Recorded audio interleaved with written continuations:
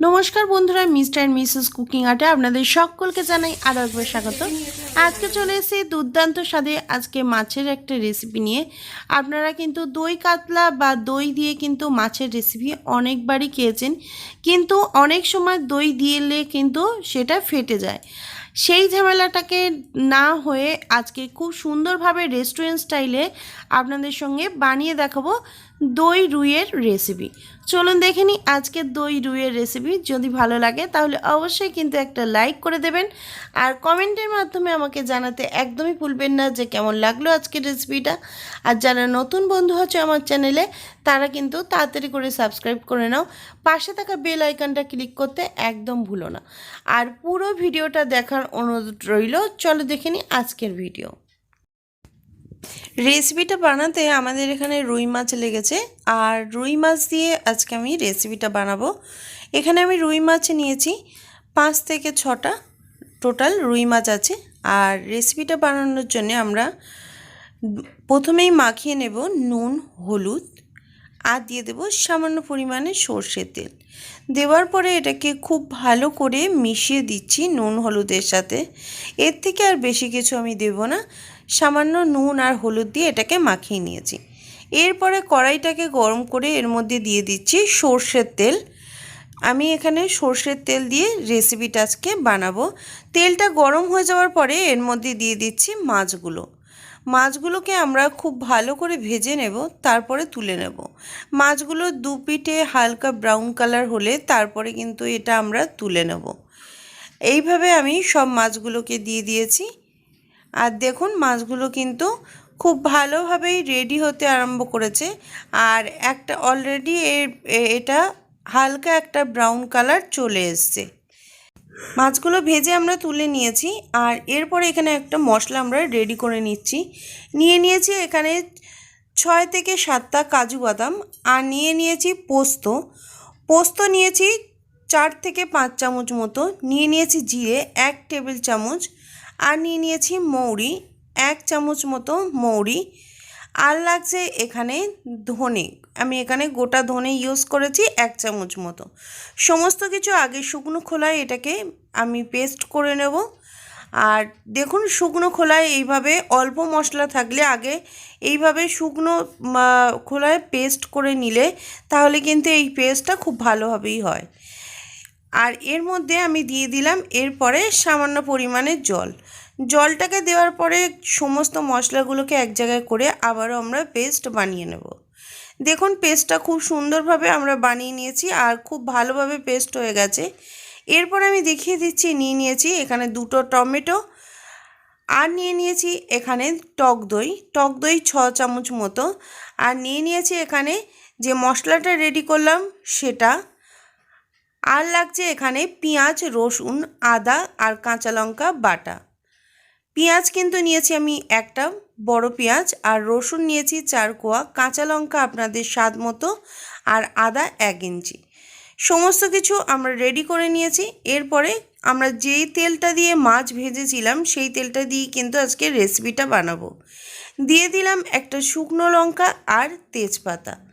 শুকনো লঙ্কা আর তেজপাতাটাকে দেওয়ার পরে আমরা দিয়ে দেবো এর মধ্যে গোটা গরম মশলা ফোড়ন। আমরা গোটা গরম মশলা ফোড়ন দিয়ে দিয়েছি। দেওয়ার পরে এটাকে ভালো করে একটু নাড়তে থাকবো। আর এর থেকে কিন্তু আমি বেশি আর তেল নিচ্ছি না। দেখুন আমি কিন্তু খুব সামান্য তেলেই আজকের রেসিপিটা বানাচ্ছি, কিন্তু খেতে হবে একদম কিন্তু দোকানের মতো বা রেস্টুরেন্টে আপনারা ঠিক যেভাবে দই কাতলা বা দই রুই খেয়েছেন সেই রকমই কিন্তু একদম টেস্ট আসবে এই দই রুইয়ের রেসিপিটাতে। আমরা এর মধ্যে দিয়ে দিচ্ছি টমেটো পেস্টটাকে দেওয়ার পরে এটাকে খুব ভালোভাবে নাড়তে থাকবো, যাতে টমেটোর কোনো কাঁচা গন্ধ এর মধ্যে না আসে, আর টমেটোটা যাতে খুব ভালোভাবে রেডি হয়ে যায়। তার জন্য আমরা এখানে টমেটোটাকে রেডি করার জন্য দিয়ে দিচ্ছি একদম সামান্য পরিমাণে একটু নুন এর ওপর থেকে দিয়ে দেবো, যাতে খুব তাড়াতাড়ি টমেটোটা কিন্তু রেডি হয়ে যায়। দিয়ে দিচ্ছি এর মধ্যে একদম সামান্য পরিমাণে নুন। আর আমি কিন্তু আগেও মাছ ভাজাতে নুন দিয়েছি, আর এর মধ্যে একটু নুন দিলাম, আমি পরে কিন্তু নুনটা অ্যাড করব।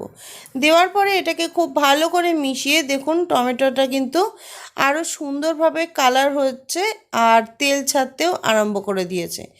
টমেটোটাকে আমরা আবারও 2 থেকে 3 মিনিট এইভাবে নাড়িয়ে নেব। আর এই রেসিপিটা কিন্তু খুবই সহজ আর একদম কিন্তু দোকানের বা রেস্টুরেন্টের মতো।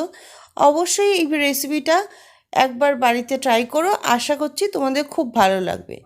এরপরে আমি এর মধ্যে দিয়ে দেব যে মশলার পেস্টগুলো ব্যবহার করেছিলাম সেইটা, পেঁয়াজ, রসুন, আদা আর কাঁচা লঙ্কা বাটা। এখানে আমি কাঁচা লঙ্কার ইউজ করেছি, কোনো শুকনো লঙ্কা ইউজ করিনি। যদি তোমরা চাও তাহলে শুকনো লঙ্কা ব্যবহার করতে পারো। আর এটার মধ্যে আমি দিয়ে ভালো করে নাড়তে থাকছি। দেখুন গ্রেভিটাকে আমরা মশলাটাকে কিন্তু খুব ভালোভাবে নাড়িয়ে নেব। আর মশলাটা যতক্ষণে হচ্ছে আমরা ততক্ষণ এটাকে একটু অপেক্ষা করব। আর মশলাটা কিন্তু অবশ্যই দেখুন এইভাবে আমরা মশলাটা ফুটতে আরম্ভ করে দিয়েছি এর মধ্যে হলুদ আর স্বাদ মতো নুন। আমরা আগে সামান্য পরিমাণে নুন দিয়েছিলাম, তাই এখন আমরা দিয়ে দিলাম স্বাদ মতো নুন আর হলুদ। নুন আর হলুদটাকে দেওয়ার পরে আমরা খুব ভালো করে এটাকে নাড়িয়ে নিচ্ছি। মশলাটা কিন্তু একদম তেল কড়া থেকে উঠে আসবে সেই রকমভাবে এটা রেডি করতে হবে, তাহলে কিন্তু টেস্টটা আসবে অসাধারণ। মশলাটাকে এইভাবে কষিয়ে নিয়ে তারপরে এর মধ্যে আমরা দিয়ে দেব, দেখুন একদম কড়া থেকে উঠে আসছে মশলাটা, কিন্তু আমাদের ঠিক এই রকম দরকার। আর এরপরে দিয়ে দেব কাজু বাদাম, পোস্ত আর জিরে, ধনে, মৌরি যেটা পেস্ট করে রেখে দিয়েছিলাম সেটাকে দিয়ে দেব। দিয়ে এটাকে ভালো করে আমরা নাড়তে থাকবো। আর অবশ্যই এটাকে আমরা কিন্তু একদম ভালোভাবে নাড়তে নাড়তে এটাও কিন্তু কড়া থেকে উঠে আসবে। এরপরে এটাকে দিয়ে আমরা খুব ভালো করে নাড়িয়ে দেব। আর সেভাবেই আমরা একইভাবে মশলাটাকে রেডি করে নেব। এরপরে দেখুন এটাকে খুব সুন্দরভাবে ফুটতে আরম্ভ করে দিয়েছে আর তেলও ছাড়তে আরম্ভ করে দিয়েছে। মশলাটা থেকে তেল ছেড়ে দিয়েছে আর খুব সুন্দর কিন্তু একটা গন্ধ বার হয়েছে। অবশ্যই বাড়িতে এইভাবে একটা ট্রাই করবেন, তাহলে কিন্তু খেতে দুর্দান্ত লাগবে। এরপরে আমরা দিয়ে দেব টক দই, কারণ টক দইটা আমরা ভালোভাবে ফাটিয়ে রেখে দিয়েছিলাম। এখানে আমি 6 চামচ টক দই নিয়েছি। টক দইটা দেওয়ার সময় অবশ্যই মনে রাখবেন গ্যাসের ফ্লেমটাকে একদম লোতে করে দিয়ে তারপরে টক দইটা দিয়ে এইভাবে কন্টিনিউ নাড়তে থাকবেন, তাহলে টেস্টটা একদম খুব সুন্দর আসবে। আর টক দইটা কিন্তু জোরে দিলে ফেটে যাওয়ার সম্ভাবনা থাকে, তাই আমরা একদম লোতে দিয়ে ভালোভাবে মিশিয়ে নিচ্ছি। আমরা খুব ভালোভাবে মিশিয়ে নিচ্ছি। আর এরপরে মিশিয়ে নেওয়ার পরে আমরা এটাকে এর মধ্যে দিয়ে দেব ভেজে রাখা মাছগুলো। দেখুন টক দইগুলো কিন্তু আমরা একদম ফাটিনি আর খুব ভালোভাবে নাড়িয়ে রেডি করে নিয়েছি। দিয়ে দিচ্ছি এর মধ্যে ভাজা মাছগুলো। ভাজা মাছগুলোকে দেওয়ার পরে আমি এটাকে ভালোভাবে ফোটাতে থাকবো। আমরা এখানে ভাজা মাছগুলোকে প্রত্যেকটা মাছ দিয়ে দিচ্ছি। আর ভাজা মাছগুলোকে দেওয়ার পরে আমরা এটাকে একদম গ্যাসের ফ্লেমটাকে লো টু মিডিয়ামে রেখে দেব। যখন দইটা মেশাবেন অবশ্যই গ্যাসের ফ্লেমটাকে লোতে রেখে দেবেন, এটা অবশ্যই মাথায় রাখবেন, না হলে দইটা ফেটে যাবে। এরপরে দিয়ে দিচ্ছি আমি চেরা কাঁচা লঙ্কা। কাঁচা লঙ্কাটাকে দেওয়ার পরে এটাকে ঢাকা দিয়ে দেব লো টু মিডিয়ামে রেখে দিয়ে। ভালোভাবে আমরা ঢাকা দিয়ে এটাকে রেডি করে নিচ্ছি লো টু মিডিয়ামে। এরপরে আমরা ঢাকাটা খুলে দেখে নেব যে মাছটা কীরকম হয়েছে বা কতটা ঠিকঠাক হয়েছে। দেখুন কালারটা দুর্দান্ত এসছে আর তেলও ছেড়ে দিয়েছে, অসাধারণ কিন্তু একটা কালার চলে এসছে। মাছগুলো একদম রেডি হয়ে গেছে। এর ওপর থেকে আমি ছড়িয়ে দেব সামান্য পরিমাণে গরম মশলার গুঁড়ো। আর আপনাদের কাছে যা ধনেপাতা থাকলে অবশ্যই ধনেপাতা দিতে পারেন। আর অবশ্যই এই মাছের রেসিপিটা বাড়িতে একবার ট্রাই করুন, আশা করছি খুব ভালো লাগবে। আমরা এটা হয়ে গেছে একদম, আমরা মাছটা ফুটে গেছে। এরপরে আমরা এর মধ্যে অ্যাড করব সামান্য পরিমাণে গরম মশলা।